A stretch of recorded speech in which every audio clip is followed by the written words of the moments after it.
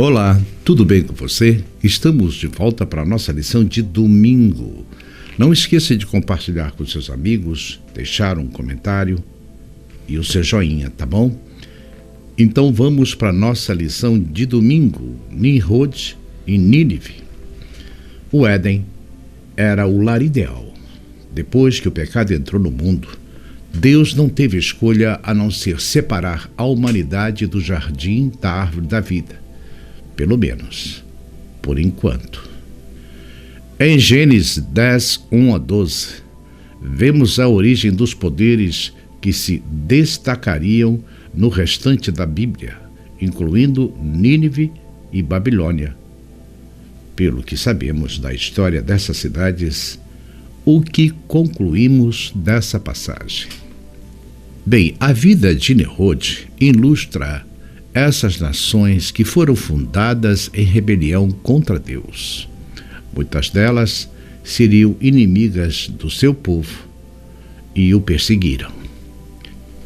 Bem, se olharmos o livro de Gênesis, logo depois da história da criação e queda do ser humano, a saída de Adão e Eva do Éden e o início das gerações demonstram para nós que a corrupção humana e pecado se proliferaram muito rapidamente.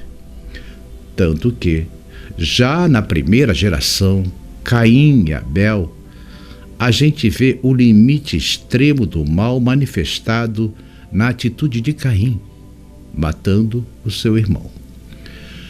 Quando nós observamos a sequência dos descendentes de Caim, vamos encontrar todos os sujeitos arrogantes que falam para o mundo inteiro um discurso retórico dizendo-se: se Caim vai ser vingado por Deus 7 vezes, porque matou seu irmão, ou se alguém o matar, este receberá a vingança de Deus por 7 vezes. Eu, Lameque, sou melhor do que Caim na competência do mal, e serei vingado 70 vezes 7. Ou seja, não demorou muito, apenas umas poucas gerações, para que o pecado se mostrasse realmente com todas as garras, com todo o poder maléfico, proliferando no mundo, a ponto de chegar em Gênesis 6, Deus olhou para a estrutura humana e a forma como a terra estava se comportando, e na linguagem de Moisés, tentando ilustrar o sentimento de Deus, ele diz: Deus se arrependeu de ter feito o homem. A razão está explícita. Todos os desejos do coração, os desenhos da mente humana são numerosos e a maldade se alastrando continuamente. E o que isso quer dizer? Quer dizer que não existia saída. Se Deus esperasse um pouco mais para intervir, o livre-arbítrio teria terminado, porque as últimas gerações ou as últimas pessoas que ainda acreditavam em Deus e viviam por Ele, ou elas seriam assassinadas ou morreriam, e não se levantariam outros que confiassem e crescem em Deus. Então, o que Deus fez? Perseverando o livre-arbítrio, ele interfere no molde e bloqueia o mal. Aliás, esse tem sido uma atitude de Deus desde que o pecado se instalou no início do Éden.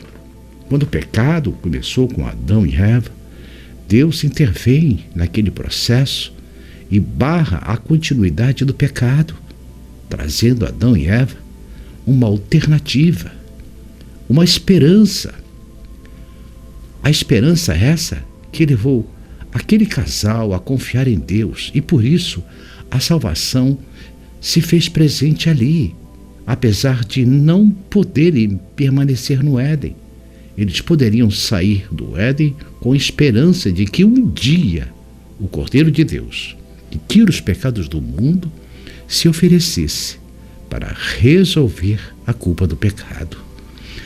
Quando olhamos a sequência do processo e a destruição imposta, a sequência do dilúvio manifesta a intenção de Deus de revitalizar o processo da redenção a partir da família de Noé.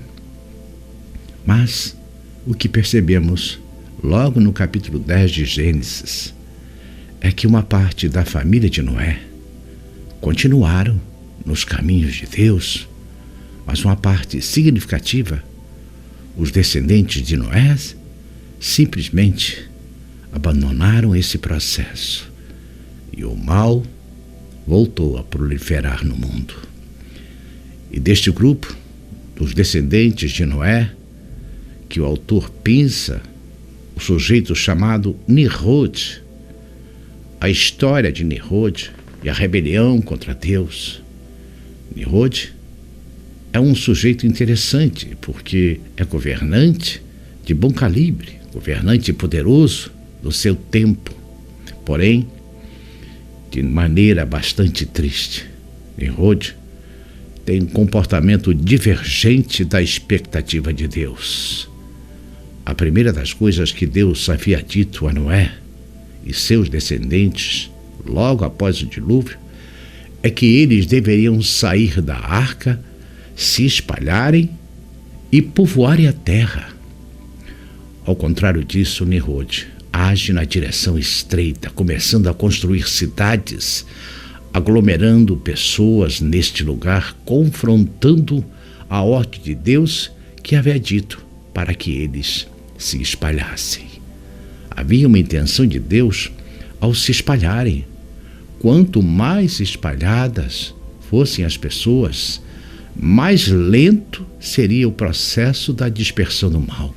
Porém, a aglutinação dessas pessoas dificultou o modo de viver e colocou as esperanças em lugar de Deus na condução desses governantes das cidades.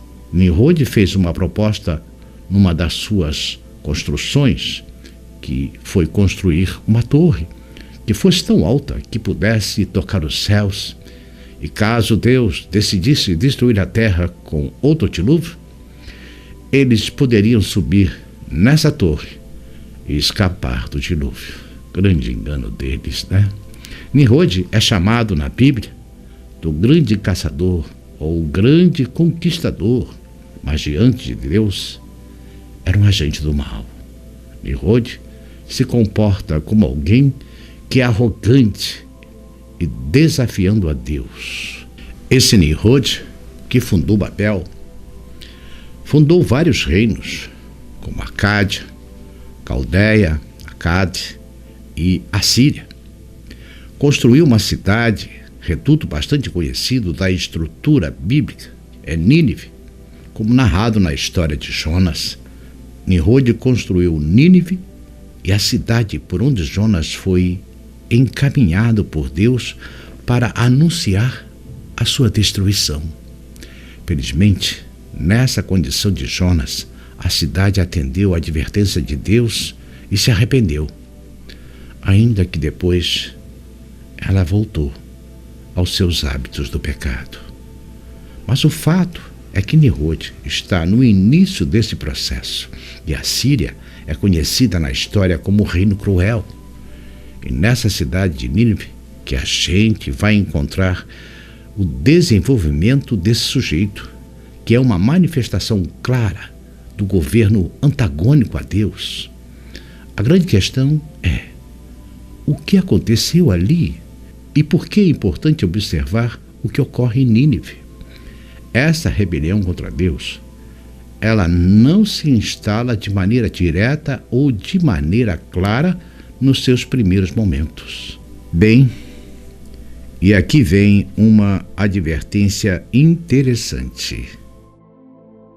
Na história de Nimrod, a história de Nínive, o mal, não raras vezes, tem apelos que são socialmente aceitáveis, são sutis e lentamente vão minando a autoridade de Deus. E pior ainda, as pessoas ainda acreditam que essas propostas são boas.